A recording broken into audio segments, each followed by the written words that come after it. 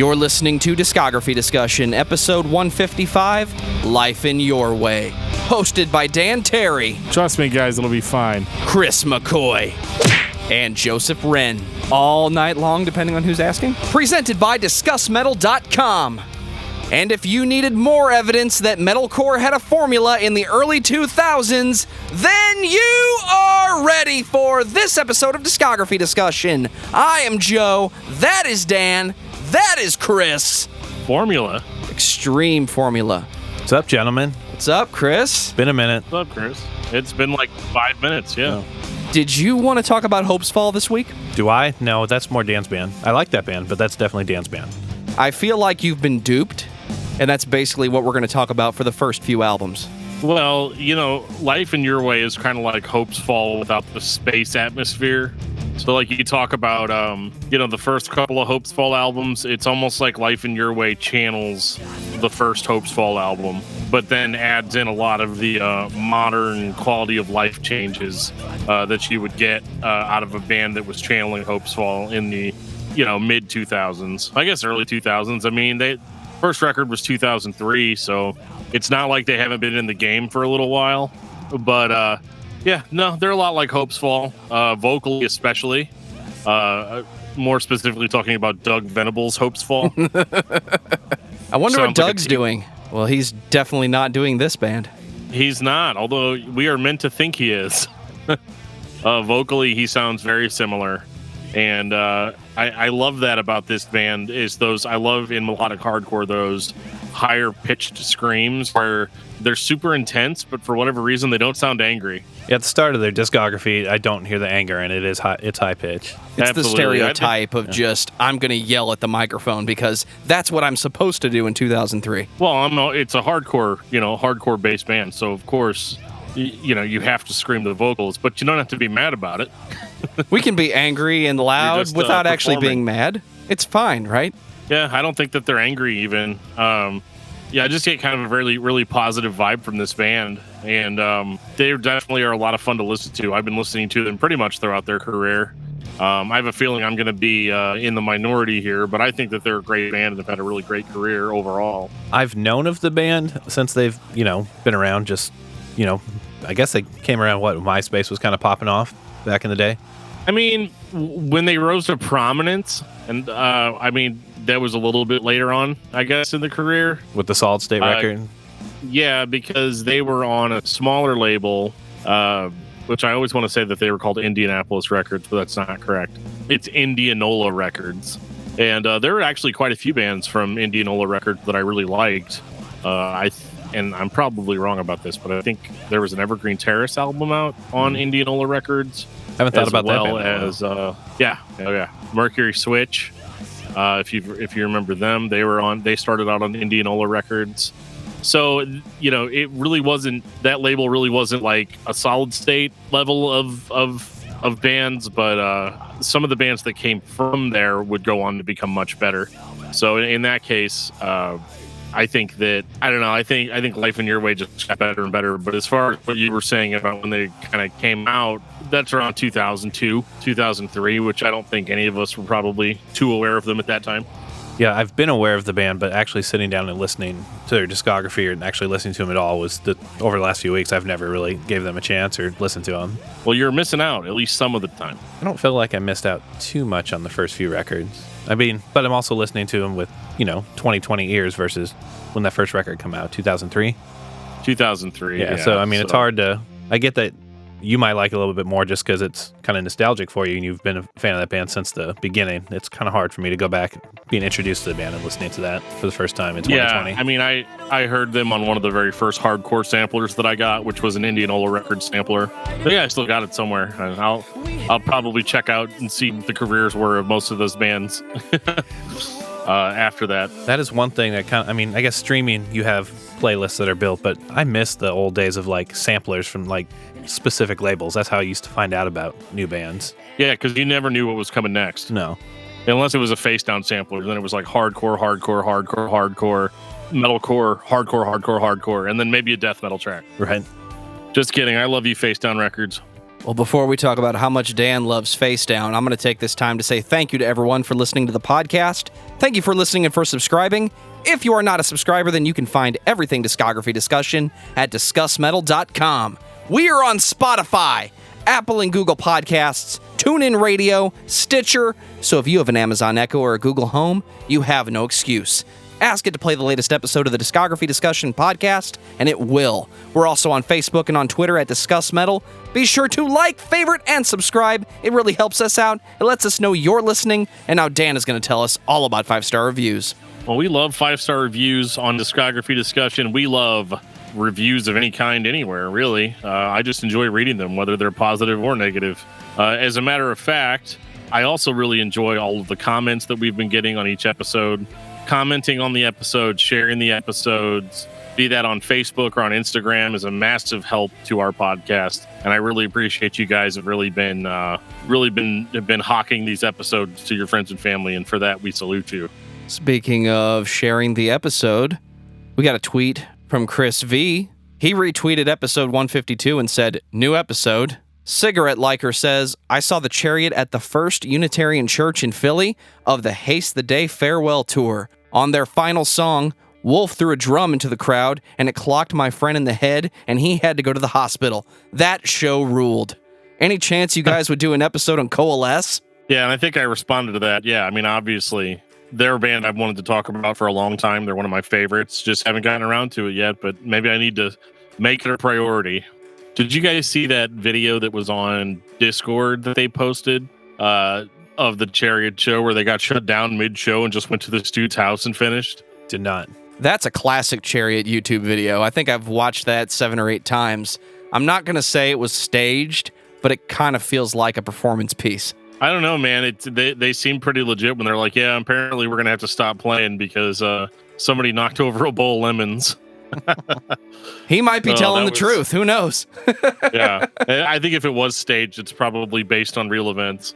I also want to say thank you to all of our patrons for supporting this podcast. $1 gets you into that exclusive album review feed, along with Movie Mosh full film commentaries and early access to all the shows at $3 or more. Patrick Aspelin says the best saxophone in metal is White Ward in regards to our album review of Where Owls Know My Name. Have you heard this, Dan?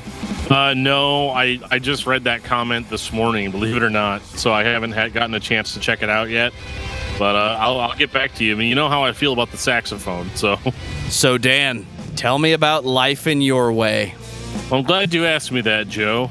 Life in Your Way is a melodic hardcore band from Manchester, Connecticut, and they were active from 2000 and, I'm sorry, not 2000, before that. They've actually been active since 1999. Took a little break between 2008 and 2011, but as of right now, they are still considered an active band, and but they haven't released a record in a while. Their last record was Kingdoms, which came out in 2011. So they're about 9 years overdue for something else for an active band. The thing that I like about Life in Your Way is they are a melodic hardcore band. Of course, they're a Christian band because it's me. And they were one of the first Christian melodic hardcore bands that I had heard all the way back in 2003, 2002. I mean, there were always bands, before that, like Strong Arm, which we'll talk about next week. And, what I liked about them is that I liked them for the same reasons that I liked Hopes Fall. High-pitched screaming, very melodic guitar work, very interesting dynamic changes in each one of the songs. The only thing about Life in Your Way, though, is why I always put Hopes Fall ahead of them, is because Hopes Fall had a lot of atmosphere with their music, whereas Life in Your Way, while playing a very similar style, was a little bit more bare bones and straight ahead. They weren't as bogged down with atmosphere. So I think for some people that's a perk. For me, it wasn't as much, but I've always enjoyed their stuff, and I'm pretty excited to be talking about them. Yeah, I'm not gonna lie, that first album was a hard listen for me. Like I said, first time listening to them. The thing about that first album that drove me nuts is the cymbal hits. There's so many cymbal taps throughout the whole album. It was distracting It's to like me. constant. Yeah. Yeah. It's kind of funny. I never really paid attention to that before, but now that you're saying it, when I'm listening to it on headphones, I can't unhear it. It's going on through the whole song, even during the heavy parts. Yeah. I'm not really sure how you can maintain that. The way you maintain that is you don't correct the drummer. You basically do the songs in one take, and whatever he does is the song. This is also 2003, where the punk elements were really making their way back into hardcore and metalcore. I'm not saying they were ever gone, but punk drummers have this thing that they do where every physical surface of the drum set is fair game. So if I can click on my cymbal stand, or if I can play the stick off of my throne on the edge of the bass drum, whatever you want to do to make the song move forward or to make the groove move forward, you just do it. It's that artificial express yourself type mentality of we're trying to feel the music. I mean, I feel the music when I play drums. It's one of the most important things you can do when you're playing music, or any instrument for that matter. But I don't ever get the urge to just diddle on my drum set. But who cares? It's 2003, and it's fucking punk rock, just with a different name. What I like about this record is, I have to admit the production's a little bit weak. It doesn't hit that hard. It doesn't have a lot of the modern tricks that bands like this will use, like accentuated bass drops and things like that. But this record has a lot of passion to it. It definitely sounds like the band's first record. I know they had like a 15-minute EP before this called All These Things Tie Me Down, which there was a little bit of debate as to whether or not that was an EP or not. But in my opinion, it's 15 minutes long. It's an EP. So I'm just going to leave it at that. But this definitely sounds like a first album. But what I like about it are all the elements and how they're kind of blended together. The songwriting isn't super strong. They're still kind of in that old school hardcore metalcore mindset of play this for a second, then I'll play this for 10 seconds, and I'll play this. It could be argued that all of these parts could be put in a randomizer and put back together, and you'd have a very similar sounding album. I don't think we said the name of the record. 2003, the sun rises and the sun sets, and still our time is endless. It's not that endless. I mean, the record's only 34 minutes long. And the earth does spin at a nearly constant rate. The album title is a little bit endless. That's a long-ass album title.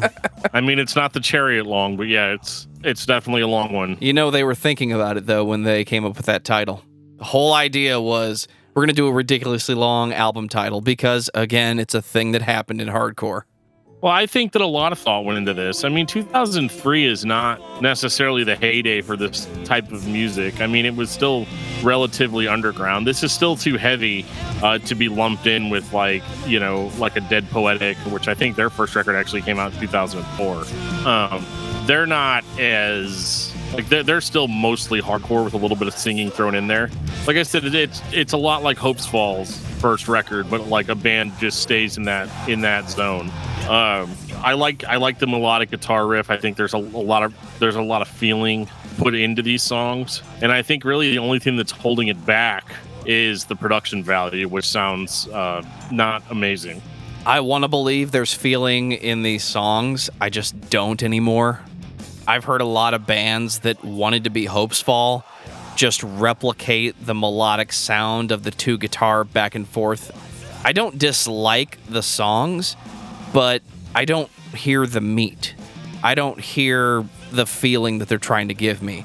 I hear mediocre 2003 monotone production, probably the best they could do, and it matched the style at the time, especially in the underground and the early days of digital production, which frequently comes up on this show. It sounds like the best they could do. It sounds like the band sat down and played the record, but I don't feel it anymore. There's something missing, and I don't know what it is. I don't think it's something a remix, a remaster could fix. The songs are okay, but I said this was a formula because this is the formula that everybody was stealing from Hope's Fall. I stand by what we've previously said. Hope's Fall set the tone, and everybody just ripped them off. I mean, I don't think that they're a ripoff of Hope's Fall by any means. I mean, I can tell, like, if I'm listening to Life in Your Way versus Hope's Fall. I mean, I think that the band could use a little bit more beef sometimes. I feel like the heavier parts could be heavier, but again, I think a lot of that has more to do with the production than anything else. I've always felt like Life in Your Way stuff was always produced very very high end heavy. It's not very bassy, it's not very deep. And as we get further in their discography, I'm going to complain about that even more. But with this record, what I like about these records is they're a little bit beefier, just because they sound a little bit stankier. You know, they're not as polished. They're not they're not very polished, and that actually works for a band like this as a benefit in a lot of ways, because it makes it feel more passionate. It makes it feel more real. Just doesn't age very well, I don't think. Maybe not. I've got a lot of nostalgia attached to this band, so for me, it's like I know all the songs, I know the records, and so I just think of them as like, oh yeah, I remember this or whatever. I could see if you were coming in fresh, being like, how is this different than some of the other bands we've talked about? Like It Prevails or The Ghost Inside or Hopes Fall, or Well, that's it. I mean, you grew up with the band as it came out. I mean, I went back, I don't know, like a month ago and listened to like Census Fails, like first EP, which I love, but it's only, and I still like listening to it because I liked it when it came out. But in all honesty, it's recorded like shit. Yeah. These first two records definitely didn't feel like they had much of a budget. Did you guys have anything else to say about the first record? I think it's time for 2005. Ignite and rebuild. You have to shovel the ashes first. You know that, right? No, they're gonna just ignite, and then they're gonna let the rain over several days wash away all of the ashes, and then once all the ground dries out and hardens again, then they're gonna rebuild. I think on this next record, that was the original name of the album, but they just shortened it to Ignite and Rebuild. Fuck. I think the musicianship improved on this record. Songwriting was improved. I noticed a lot more noodly guitars. There's a lot more lead work here. Yeah. I will say the riffage on the intro to Threads of Serenity, badass riff. And they obviously liked that song because it made it onto another record. Yeah, absolutely.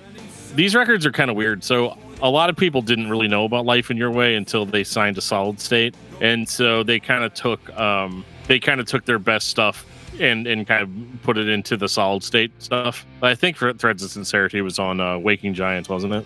It was either on Waking Giants or Kingdoms. It's on Waking Giants. Okay. Joe, you said something was missing on the first record, and I think what you're talking about is a little bit of chuggy breakdown, which they found on the song To the Edge on their second record. They have the breakdown, but I still don't hear the intensity. The early 2000s hardcore, if you have nostalgia for it, it hits you because that's what you remember it feeling like. When I listen to this, I hear a band in a room playing together, and I appreciate that. But compared to what we have today, I feel like the attitude in the recording environment has changed again, and now we're pushing people to play harder, play intense, play with more feeling. I think the band live probably didn't sound this nice. There's more of it there, but it's not all there. We're still just kind of spacey. I don't really think it's spacey. I mean, I don't get that atmosphere from them at all. I don't mean Hopes Fall, we're recording an album about space. I mean spacey, like we're just sitting back enjoying ourselves while we record this album together. I don't know, man. I think the secret to success here. So, like, I was really into emo for a while. Well, let's be honest, I'm still really into emo. But one of my favorite things about this kind of music. So, Joe and my band, End of Destiny, we definitely gave off kind of a similar vibe of having a guitarist that was probably more suited for pop punk or emo than like a hardcore guitarist. But he loved Hopes Fall. Yeah, he did. And so did I. And so do I. As do I. And I hear a lot of that with Life in Your Way, in that you've got somewhere in the creative process, you've got somebody that doesn't want to just be go for the throat heavy, or maybe nobody wants to be. And that's why, this is going to be too emo for people that like hardcore, and it's going to be maybe too hardcore for people that like more dreamy, emo type of stuff. And I think with Life in Your Way, the intensity for me comes from the vocals, because the vocals don't just sound flat, generic, angry. especially on this record. He has passion. He shows the emotion with his voice, but I don't think it's as one-dimensional as a lot of other heavy vocalists sound. And so I do hear that passion. I do hear that intensity. And the lack of really clean production value kind of intensifies that for me, which is why I do still like these first two Life in Your Way albums, because even though the two of them aren't really that drastically different from one another, whenever you see these songs translate into a live setting, it's almost like that final piece of the puzzle. And, for me, seeing all the people rushing the mic and hearing these sounds through loudspeakers almost sound better live than they do on the record. And they always do. Yeah, I mean, that's how bands get, can get popular, even if they have kind of a lackluster sound on record. That's the reason punk bands are popular. It's not the record, it's the live show. Yeah, it's the intensity. I definitely feel like I would like this band more if I saw them live. There'd be just enough beef for Chris to get in the pit and start throwing elbows. Right. Well, and I think that with Life in Your Way, they succeeded in a lot of ways that I kind of feel like Hopes Fall. I don't want to say that Hopes Fall didn't succeed, because they did. But this was kind of like, if you didn't like the more atmospheric direction that Hopes Fall went in, you had this band Life in Your Way that was still delivering it a little bit more hardcore, a little bit less pretentious, I guess. It's not that I think that Hopes Fall is pretentious, but they have an idea and they stick with it. Life in Your Way is more interested in making melodic hardcore songs that have intensity to them. And unfortunately, that intensity is just being bogged down by less than stellar production value. But because I grew up with these records, I think that they're all-time classics, just because, I read all the lyrics and I sang all the choruses, all the songs. What did you guys think of the clean singing on these records? We didn't really get into that. It sounds like classic hardcore, metalcore, clean vocals. I thought there was a little bit too much of gang vocals on this album. There's a lot of gang vocals. That's the thing, though. It's hardcore. I know. I guess it's just not my thing, then. Not this kind of gang vocals. I didn't really like the clean singing on the first record very much. It just seemed a little too, pretty. I'm walking through a sunny field, And when I listen to hardcore, I don't listen to it when I'm walking through a sunny field. Nor do I really walk through very many sunny fields at all anymore. It's very comforting to me whenever a record sounds like the lead vocalist is screaming and the guitarist is singing the melody, because that is inevitably what happens when Dan and I put a record together. So for me, it's that's comforting. Pretty much what we do, yeah. This feels normal to me.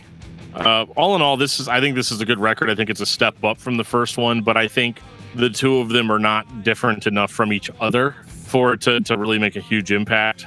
They run together. Yeah. 2007, Waking Giants.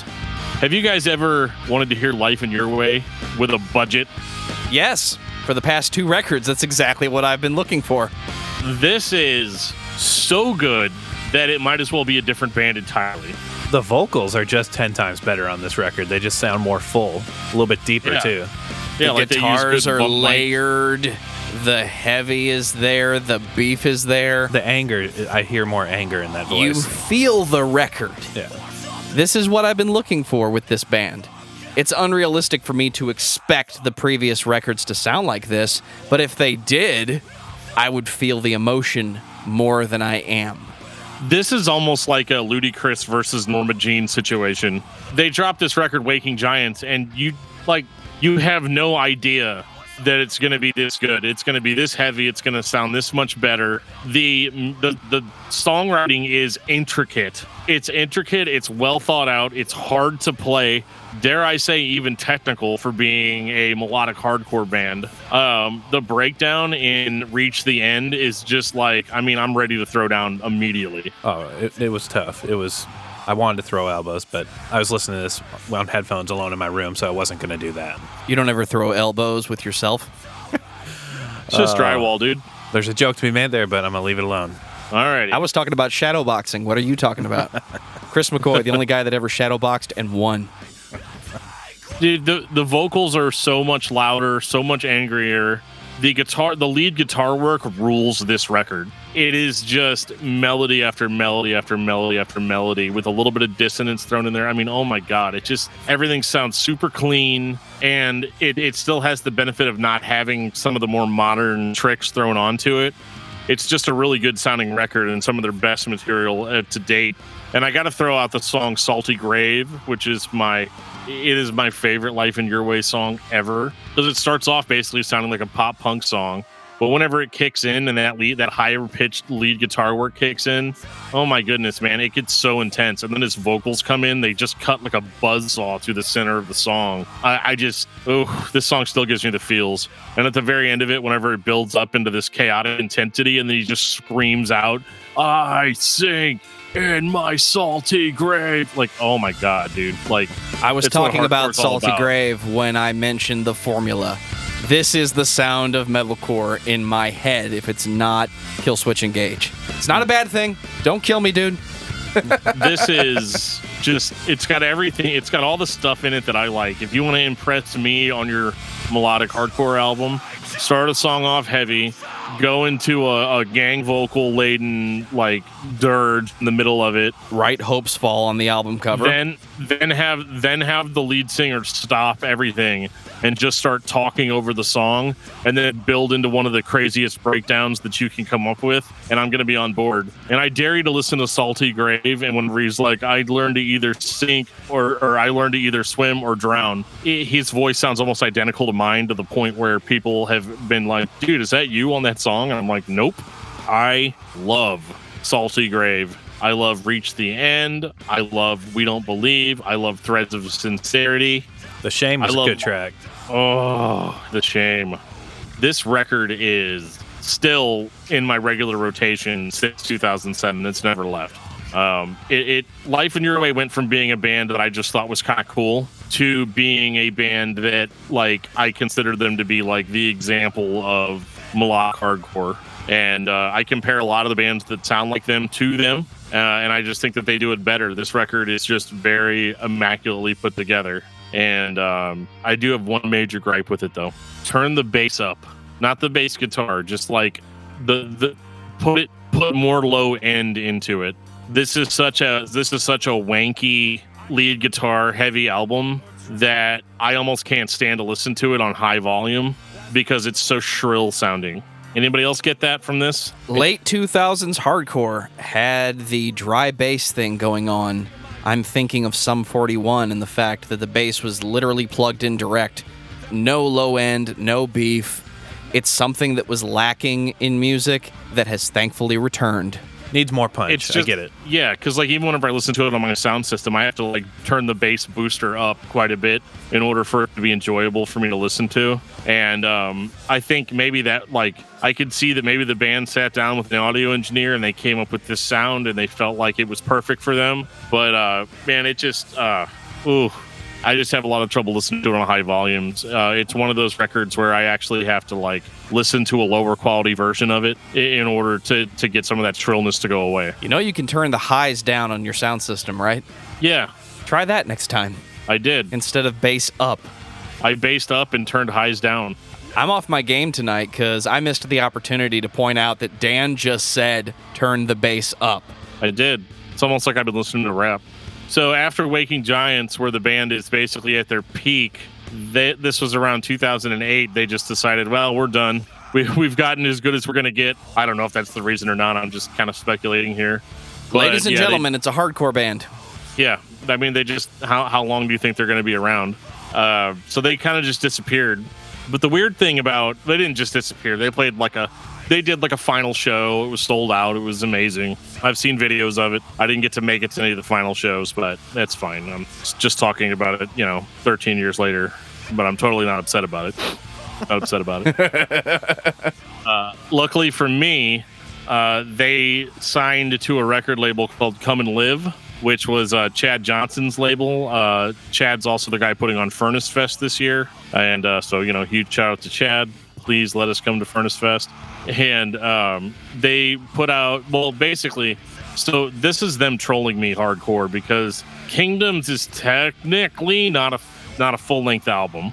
It's 3 EPs. There's the Kingdom of Darkness, the Kingdom of Man, and the Kingdom of God. And they released it in that way. You could get all these special editions of it. But finally somebody was like, well, here's the thing, man. It's still 13 tracks, so just make it into a full-length album. So that's what it is on all the streaming services. 2011. This record is different.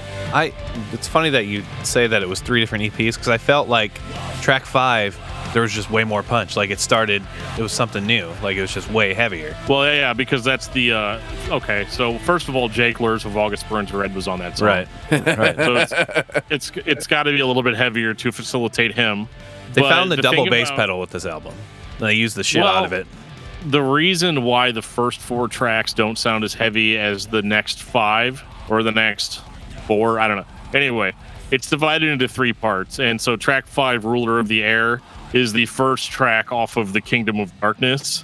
And so thematically, the music actually matches the lyrics. So the first 4 tracks just sound like the Life in Your Way that we all know. Right. And then the Kingdom of Darkness tracks, all the way up until Induction, track 9, is all the Kingdom of Darkness. So those songs are heavier and more punchy to kind of meet that theme. My favorite songs in their whole catalog, for sure. It's interesting hearing this version of Life in Your Way. They dropped the post-hardcore and went straight metalcore, I feel. That's kind of what we wanted the whole time. Right. It is kind of what we wanted, and I'm happy that it's there. It'd be nice to hear a whole record like this, because I'd say, really only a third of it is that way. The rest of it kind of turns, it starts getting a lot more light and airy towards the end, which is, again, because of that Kingdom of God part of it. My favorite song on this record is actually the 3rd track, Growth and Passion. I love the clean vocals on it. They sound very punk rock and very cool. And it's just a very, very positive kind of vibe, which is weird. I mean, I know not everybody listens to hardcore to be positive, but that's why I listen to melodic hardcore like this, is to get kind of that light, airy vibe. But yeah, Kingdoms is kind of a weird beast, because if you're just listening to it, you might think, oh, it's a little disjointed thematically. But once you start digging into the lyrics and the concept behind the record, you realize that it's disjointed for a reason. It's all 100% intentional.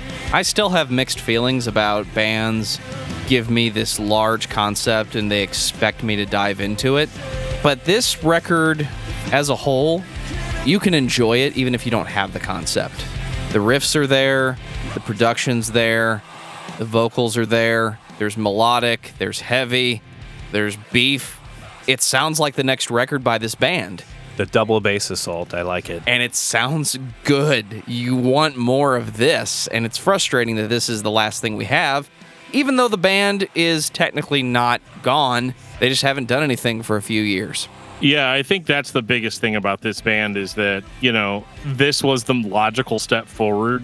So to kind of just have the cord pulled after this was kind of frustrated, because like all the stuff that I complained about on Waking Giants as far as the production goes, that's all fixed here. This sounds beefier, this sounds heavier, more in your face. It's not shrill. I don't have to have my own custom settings in order to listen to it. And I think all the good from Waking Giants is here. And I really don't have any downsides, any bad. I mean, I probably could have done without some of the, really just the one track where it's just like, the Kingdom of God is for blah, blah, blah. The Kingdom of God is for blah, blah, blah, blah. Like, it's cool, but I don't know. It's not. Like, the record should have just started with that or ended with that. That's the part of the record where you say placement. To yourself, I've heard this. Everybody with this theme says this. I don't need to hear it again. You yourself personally don't need to hear it again. Correct. And again, that was because that was the first track off the Kingdom of God. See, if you really listen to it, you can tell it was supposed to be 3 separate products. And that's why there's a lot of this weirdness going on with it. But I don't really have a problem with it. It flows really well. And, this band went out on a high note. I mean, it's just that I don't necessarily know if overall, if they were original enough to sustain, for a long career. Because you've really only got 2 albums that I think most people have heard. And I don't know if that's going to be enough to sustain a fan base forever. Once the hype's gone, I don't see a band like this surviving. I feel that way about a lot of these Christian melodic hardcore bands, because there were a ton of them by this point. And the fact that Life in Your Way is held so highly by a lot of fans kind of really shows that. Though we didn't really have a lot of bands like this. Is the hype gone now? 9 years later, I would say so. I mean, it's definitely gone. 2011, yeah. It's gone. But the band's not done. Not officially. Not officially, but a lot of bands just kind of fade away too. They don't have a definitive Because like whenever they broke up in 2008, that was when they were at the peak of their height. So of course they're gonna play a final show, and get all of that. But in 2011, maybe not. Final thoughts on Life in Your Way, Chris. My final thoughts would be the first 2 records, in my personal opinion, are forgettable. It's something I'll probably never ever listen to again. The last 2 records, I'm probably actually going to look on Amazon and try and pick them up. Physical copies cheap, throw them on my shelf. And if this band is going to do, anything else and put out more music, take that middle chunk of Kingdoms, and with the new, I guess from back then, but what the production is now, that middle chunk in Kingdoms, put that out. Double bass assault me. Or create a new band and call it The Kingdom of Darkness. Dan, what about you? Well, all I have to say is that Life in Your Way is one of my favorite bands that sounds like this. One of my favorite melodic hardcore bands of all time. And maybe they don't have a huge lofty catalog, and there's definitely things wrong with their early material, but I think that they got really good really fast. And I don't know about you guys, but I'm going to be pretty excited to see them at Furnace Fest, because Life in Your Way will be at Furnace Fest. I don't have nostalgic feelings for this band, but I don't think there's anything wrong with them. I like listening to melodic hardcore sometimes, and if this comes on my playlist, I'm going to listen to it. I'm going to sit down and listen to Kingdoms, and I'm going to enjoy it. Just because the previous records don't live up to the template that some of the other bands had, doesn't mean they're not good records. They just don't hit well for me. But the band doesn't really misstep, and sometimes we get stuck on the missteps. And what did they do wrong, and what records am I going to avoid? Overall, the band is solid. If you're into this kind of music, you're going to listen to Life in Your Way, and you're going to enjoy it. So listen to Life in Your Way, your way. Or my way or the highway. Dan, what's your album of the week? My album of the week is not going to be a shock to anybody. It is Waking Giants by Life in Your Way. I got to that point in the discography, and I listened to that record like 8 times. It's not very long, so you can do that. And it's just, oh my goodness. I knew I was going to spend the majority of the time talking about it on this episode. Chris, what about you? My album of the week is Hell From Here by a band called Distinguisher from Las Vegas. They are a heavy-ass beatdown metalcore band. Check them out if you like low-tuned beatdown riffs. If you can check out a song, check out Drops of Blood by Distinguisher. Ooh. I feel like a piece of shit because I didn't pick some metalcore, hardcore beatdown band. My album of the week is Megadeth, Peace Sells. I mean, I could beat some people down to Megadeth. Take no prisoners. I mean, let's give me a crowbar. Or better yet, give me the band crowbar. I just had to listen to it this week. Dave Mustaine got in front of a very large crowd of people and said he's 100% cancer-free. I feel like that's not the first time he's done that. Well, yeah, dude. I mean, the cancer is afraid of him. Take us out, DFT. Have you ever been listening to this podcast and thought, why don't these guys ever talk about bands that I want them to talk about? Well, we can't read your mind, so there's a lot of ways that you can reach out to us to tell us how you feel about the show in general and what bands you want to hear us talk about. One way is on Facebook, on facebook.com/discography discussion. You can talk to us on Twitter @discussmetal or @discussmetaldan or discussmetaljoe, respectively. You can send us an email at danandjoeshow@gmail.com. You can reach out to us on our Discord server. Just click the link in the show notes, and it will take you to the wonderful world of Discord, where we are always chatting and always watching. And on that note, this has been episode 155 of Discography Discussion. Thank you for listening. You can like us on Facebook and follow us on Twitter @discussmetal. Subscribe to our podcast everywhere you listen to podcasts, including Google Play, Apple Podcasts, and Stitcher. Visit discussmetal.com for all things discography discussion, and please send questions and comments to danandjoeshow@gmail.com. If you are not a patron, you can become one at patreon.com/discussmetal. We have some sweet perks. Hey, can I have some money? Checks in the mail. Future's not so bright.